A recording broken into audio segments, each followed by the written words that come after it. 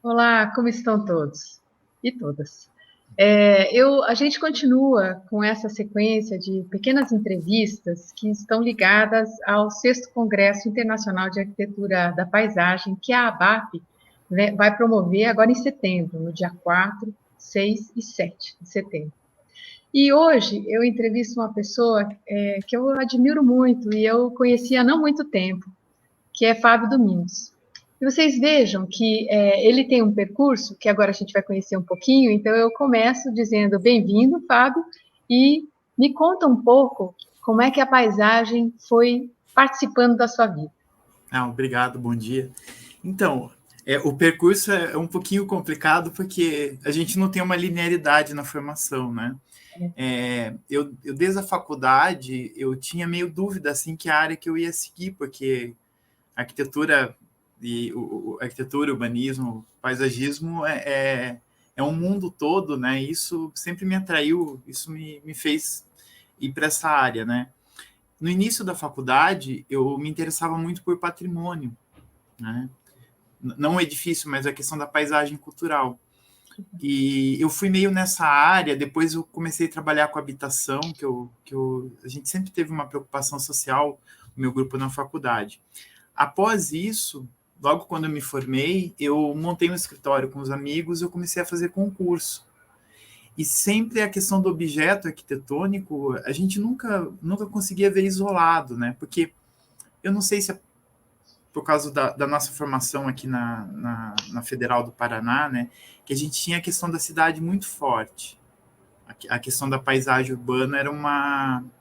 E foi bem no momento, né, eu entrei na faculdade no início dos anos 90, né, foi bem aquele momento que Curitiba estava... O urbanismo estava explodindo, assim, a gente tinha parques, o sistema de ônibus todo mudava, então a gente via essa transformação e não tinha como, assim, a minha geração se focar apenas no objeto, né?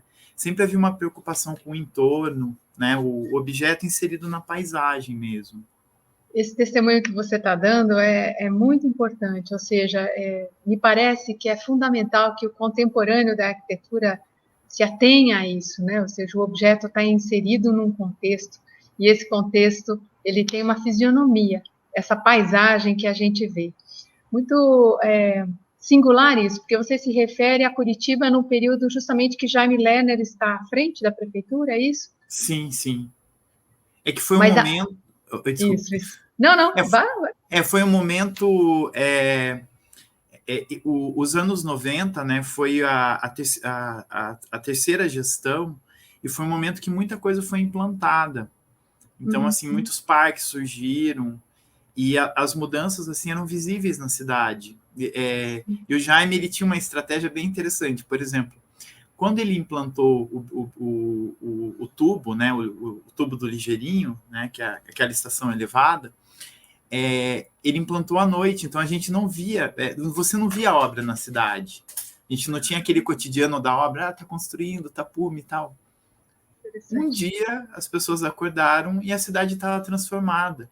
Então, essa relação do espaço urbano com a população era bem interessante, porque a cada dia tinha uma inovação, assim, as coisas surgiam e as pessoas se apropriavam. A cidade, ela meio encantava, porque você ia redescobrindo, assim, umas possibilidades que ninguém nunca imaginava, né? Novos parques. Eu acho que essa estratégia, ou seja, ter um arquiteto gestor, de fato, é uma coisa que pode ser revolucionária, né? É uma Sim, visão, é uma formação que não desprega da gente. Eu também gosto de pensar que Curitiba tem uma tradição, né, de instituto de planejamento. Isso faz toda a diferença. Às vezes a sim, gente acaba colocando numa figura, mas aqui eu acho que é importante a gente ressaltar também que primeiro tem um histórico, né? Até a própria Rosa Crias esteve envolvida com o sim, Jorge Wilhelm nesse processo de pensar as grotas ou os vales como um sistema de parques para Curitiba. Mas eu acho que o mérito do Jaime não é possível de modo nenhum apagar ou diminuir.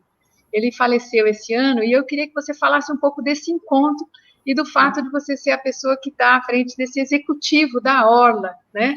E conta um pouco desse processo para a gente que você vai apresentar no Congresso. Legal. Então, o Jaime tem várias qualidades. Acho que a mais interessante, talvez, que ele é uma pessoa que tem equipe. Então, a primeira equipe que entrou na prefeitura com jovens nos anos 70, essa equipe se manteve no escritório. Então, por exemplo, a Rosa Clias, quando ela fez os parques, ela fez com um jovem que era o Nicolau Klippel. No Parque da Orla, o Klippel trabalhou. Então, as pessoas... isso é bem, bem difícil, né, no nosso meio da arquitetura, né? A pessoa ter a equipe, e a equipe se sentir bem trabalhando com a pessoa, né? E o Jaime, ele era uma pessoa que ele reunia uma série de profissionais que adoravam trabalhar com ele, era uma pessoa excelente, muito fácil de trabalhar.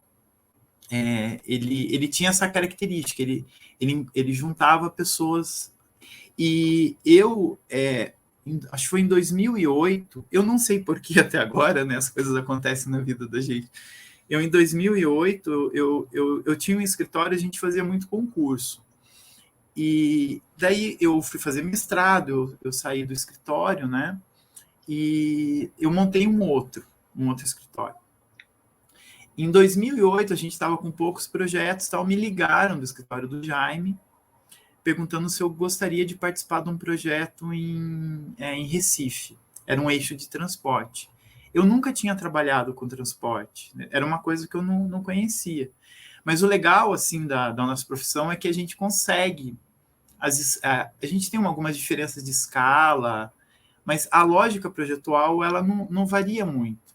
Então, a gente começou... Eu e meu sócio, o Igor, ele tinha trabalhado com transporte, então eu já tinha uma segurança, e a gente fez um trabalho em Recife. Eu fiquei 1 ano fazendo, junto com o Carlos Seneviva, que coordenou.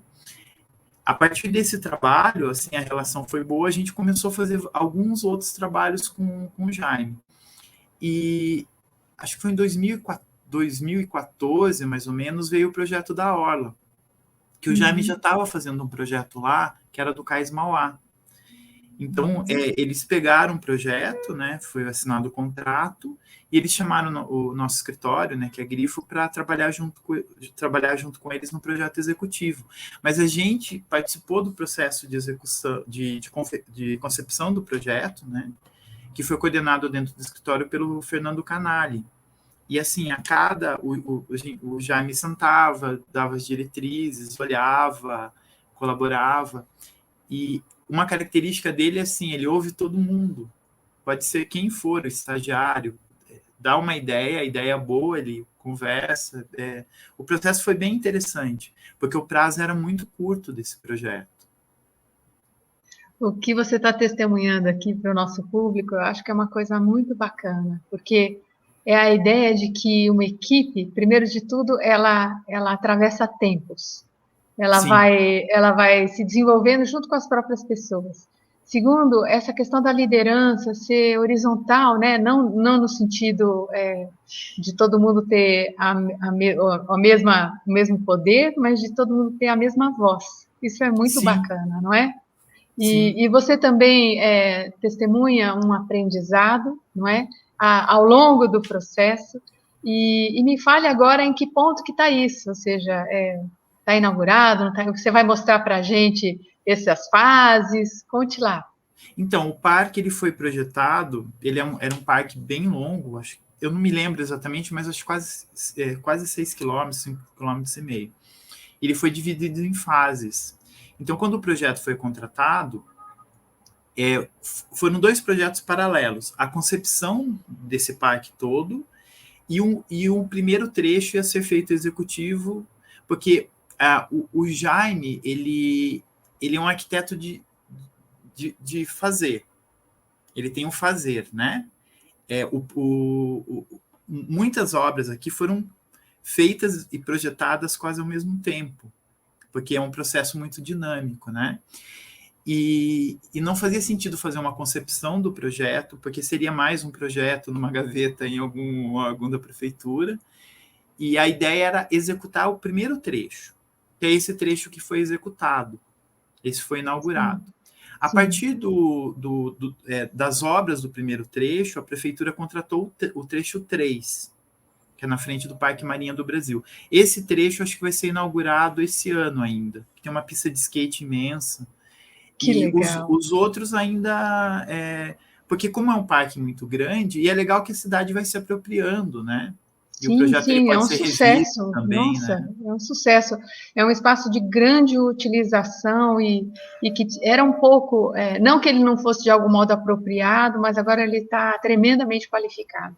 E essa Sim, visão de gestor, ou seja, a gente faz o plano todo, escolhe um trecho, faz de fato a obra, faz as pessoas começarem a se apropriar e, mais do que tudo, referenciar. E veja como tudo isso é um ciclo, né? Porque, de algum modo, está se construindo um patrimônio aí também, né?